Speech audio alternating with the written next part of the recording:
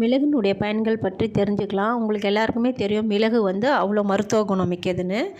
நம்ம வீட்டு அஞ்செண்ணெய் பெட்டியிலே இருக்கக்கூடிய ஒரு சிறப்புமிக்க மருத்துவ குணம் மிக்கது அது.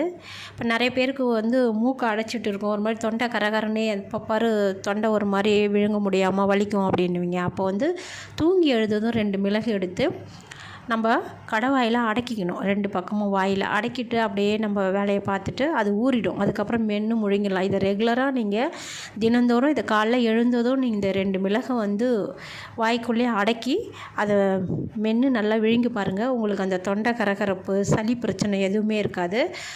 சளி பிரச்சனையிலேருந்து நீங்கள் நல்லா மீண்டு வந்துடலாம். அது மட்டும் இல்லாமல் சில பேருக்கு மூக்கு அடைப்பு இருக்கும். அப்போ இந்த மிளகை வந்து ஊக்கில் அப்படியே சொருக்கிட்டு அதை வந்து நல் விளக்கு, அதாவது காமாட்சி அம்மன் விளக்கில் வந்து காட்டுங்க. எந்த விளக்காக இருந்தாலும் பரவாயில்ல, ஆனால் மண்ணெண்ணெய் விளக்காக இருக்கக்கூடாது. நம்ம எண்ணெய் ஊற்றி ஏற்றக்கூடிய விளக்காக இருக்கணும். சாமி ரூமில் இருக்கு இல்லையா, அந்த விளக்கு, அதில் வந்து இந்த மிளகை காட்டினோம்னா அப்படியே புகை வரும். அதை வந்து நம்ம மூக்கில் பிடித்தோம்னா மூக்கு அடைப்பு நல்லா குணமாகிடும். இந்த மிளகு வந்து இன்னும் வந்து பார்த்திங்கனாக்கா இருமல், இந்த வறட்டு இருமல் சொல்லுவாங்க, எப்போ பாரு இரும்பிகிட்டே இருக்கும், அது நிற்கவே நிற்காது. அதுக்கு வந்துட்டு ஒரு சட்டியில் எண்ணெய்லாம் போடக்கூடாது, வெறும் சட்டியில் ஒரு 4 மிளகு போட்டு நல்லா கருகட்டோன்னு வறுக்கணும். வறுத்து அதில் கொஞ்சம் ஒரு 1/4 டம்ளர் தண்ணி ஊற்றி நல்லா கொதித்து வந்த பிறகு அதை வடிகட்டி குடிச்சிட்டு வந்தீங்கன்னாக்கா அந்த வறட்டு இருமலும் போயிடும்.